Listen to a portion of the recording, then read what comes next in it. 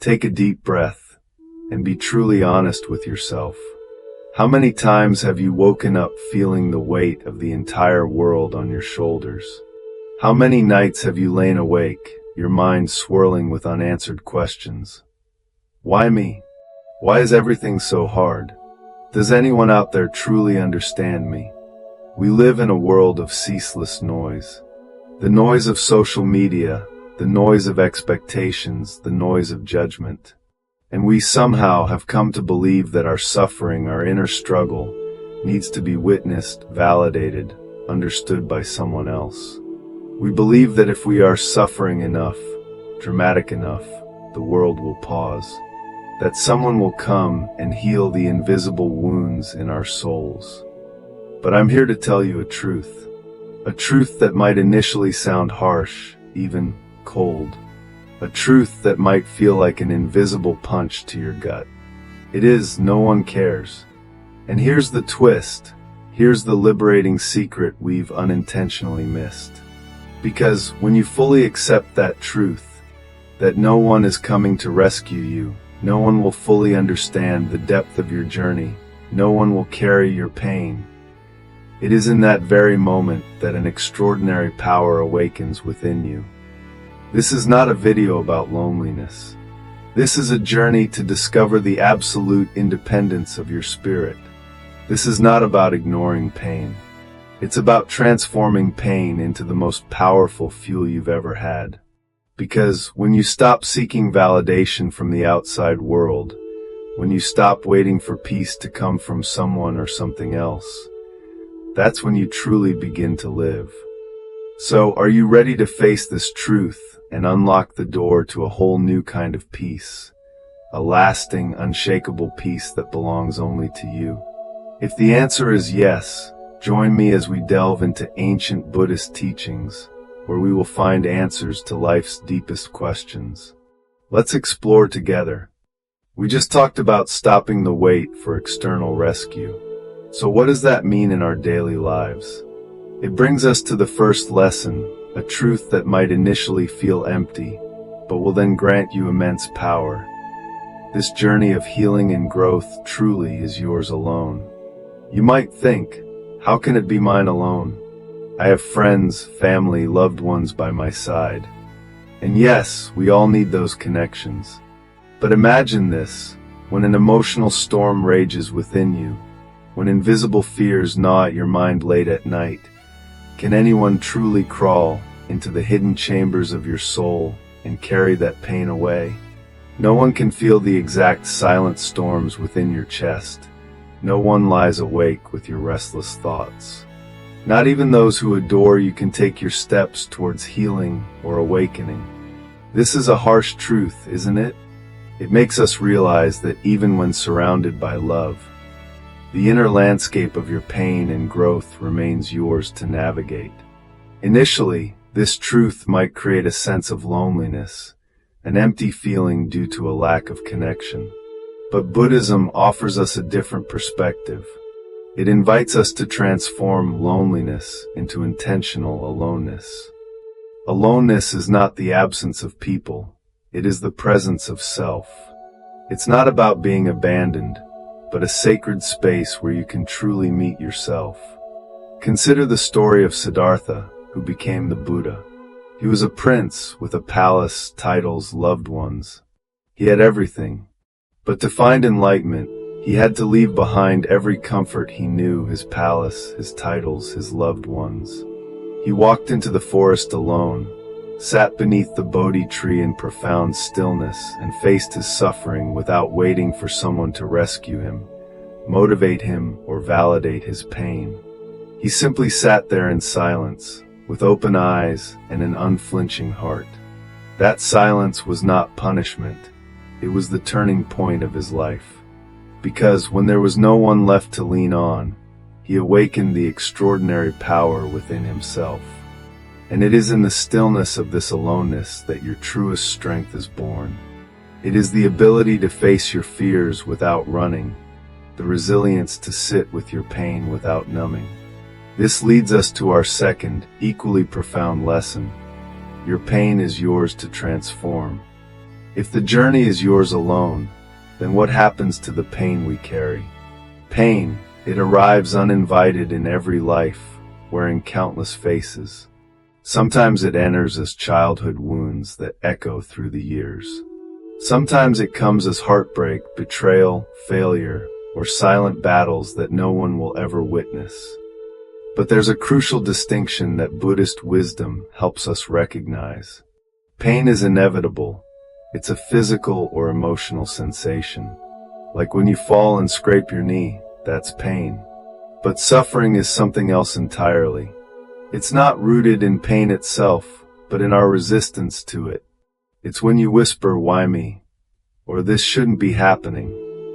Those thoughts are wrapping another layer of suffering around your wound, creating a mental prison built from stories of unfairness and helplessness. And in that prison, healing becomes impossible. Consider a specific scenario. Suppose you've been betrayed by a close friend. The pain is real, the feeling of hurt, the loss of trust. But if you cling to the hope that they should make it right, or things shouldn't have happened this way, you are binding yourself to that pain. The longer you hold on to the hope that someone else will make it right, the longer you remain bound to it. This is a common mistake we make. We wait for apologies, for justice, for life to change so we can find peace. But peace does not arrive until you choose to open the door to it. It begins the moment you turn inward and say, "This pain is mine. I will sit with it. I will understand it. I will learn what it has come to teach me." In that moment, you are not blaming yourself for the wound. You are realizing only you can choose how long you will carry it. This is what self-responsibility in Buddhism truly means. It's not harshness, it is empowerment. You can sit quietly with your pain, feeling its edges without fear. You can watch it rise and fall in your body like waves on the ocean. You can soften it with compassion, patience, and gentle mindfulness. But no one else can walk into your heart and do this work for you. Because, while you may not be responsible for what broke you, you are entirely responsible for what you build from the broken pieces. And when you begin to own your pain, a truth awakens within you. You are not a victim trapped in life's cruelty. You are a student in life's sacred school. Every scar becomes a page of wisdom. Every wound becomes a doorway to depth. This leads us to our next lesson, about how these silent transformations will speak for themselves, more powerfully than any words. In a noisy world, we're sharing everything online, complaining about struggles, or constantly talking about our dreams has become so easy. We often mistake words for action. We feel a momentary relief when we complain about life's unfairness, or express how deeply we wish for change. But there is a deeper truth that Buddhism has taught us. True transformation does not come through words alone. It blooms in silence, watered by discipline, effort, and quiet practice. Have you ever felt drained after complaining about a problem for hours, only to realize the problem is still exactly where it was? That's because complaining feels like action, but it's merely an echo that keeps us standing still. Your energy is sacred. Each breath, each thought, each intention, they are seeds of creation. When all your words are spent on what is wrong, you leave no space to build what is right. When you focus on excuses and complaints, you pause the unfolding of your potential. The Buddha did not awaken beneath the Bodhi tree by blaming the world for its suffering. He did not spend his days talking endlessly about life's injustices. Instead, he turned inward. He sat in stillness, he meditated, observed, and listened to the silent truths of existence. From that silence came clarity, from clarity wisdom, and from wisdom compassionate action. Real growth is quiet. It happens in unseen dawns when you sit in meditation before the world awakens. It happens in silent choices when you remain calm amidst provocation. It happens in those hours when you study, reflect, and train your mind alone, without praise or witness. Like a lotus rising slowly through dark waters, your results begin to bloom. You become calmer, you radiate quiet strength, your focus sharpens, your presence deepens. People will sense something has shifted within you, but you will not need to explain. Your stillness will speak, your discipline will speak, your peace will speak louder than any words ever could. Because you don't need others to validate your worth. This opens the door to our next lesson, a true liberation. Free yourself from the trap of validation. We just spoke about the power of letting results speak in silence, rather than just words. And this brings us to another silent suffering, one that often slips unnoticed into our lives. The craving to be seen, approved of, and praised by others. Without realizing it, so many of us measure our worth by counting the eyes that notice us, the voices that agree with us, the hands that applaud our efforts. But Buddhism calls this what it truly is, a subtle trap binding you to endless dissatisfaction. When you place your peace in the hands of others, you hand them power over your spirit. Praise lifts you into fleeting joy, criticism shatters you into despair. You become a trembling branch in the winds of opinion, unstable, reactive, fragile. For you have built your happiness upon something as impermanent as morning mist, the shifting thoughts of human minds. The Buddha taught that freedom lies in non-attachment. Just as we release our clinging to possessions or people, so too must we release our attachment to being admired. For what rises will surely fall. Today they celebrate you, tomorrow they may forget you exist. Today their words lift you, tomorrow those same lips may condemn you. If your peace depends upon their applause, then your peace will forever belong to them, not to you. Pause and reflect for a moment. How many times have you silenced your truth out of fear of rejection? How often have you shaped your words to win approval, rather than to speak from the depth of what you know is right? Each of these moments is a quiet betrayal of your own soul. This is not freedom. This is bondage wearing the mask of acceptance. Buddhism invites you to awaken from this silent slavery. You do not need crowds to confirm your worth. You do not need likes or followers to prove your value. You are already complete, not because others say so, but because you exist, because you breathe, because within you lives an awareness untouched by praise or blame. That awareness, that still, silent presence within, is where your true value resides. And here is the paradox. When you finally release your need for validation, you gain something infinitely greater, self-respect. Your life becomes an authentic expression rather than a desperate performance. You walk with quiet confidence, speak with clear truth, and act with unwavering integrity. Ironically, it is when you no longer seek approval that people are most drawn to your presence, for your peace radiates louder than any words. This opens the door to our final lesson, about how to turn life's no into a profound yes within yourself, turn rejection into inner strength. We just talked about liberating ourselves from the trap of validation, allowing our true worth to shine from within. And this brings us to one of the most powerful lessons, a truth that might initially bring pain, but holds the seed of extraordinary strength, turning rejection into inner strength. Rejection often comes quietly but cuts deep, touching the softest parts of who we are.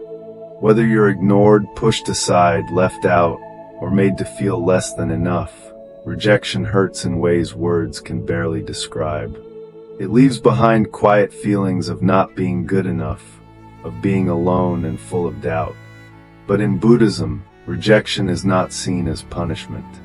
It is a hidden teacher, a quiet guide turning you away from illusion and leading you toward your real path.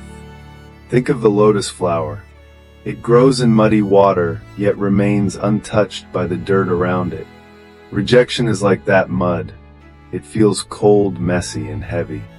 But it's often the very thing that makes your roots grow stronger, your stems stand taller, and your petals open with quiet beauty. Use rejection as energy not to prove others wrong, but to build something solid within yourself.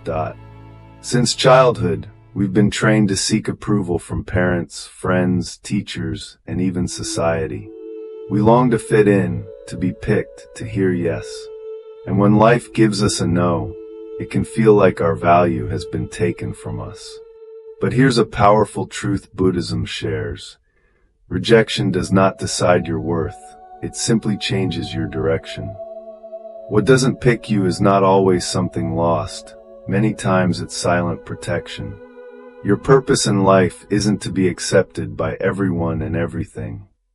Your purpose is to follow the path that is meant for you, whether people notice or not, whether there's applause or silence. If someone walks away, if a door shuts in front of you, or if your hard work goes unnoticed, it doesn't mean you're worth less.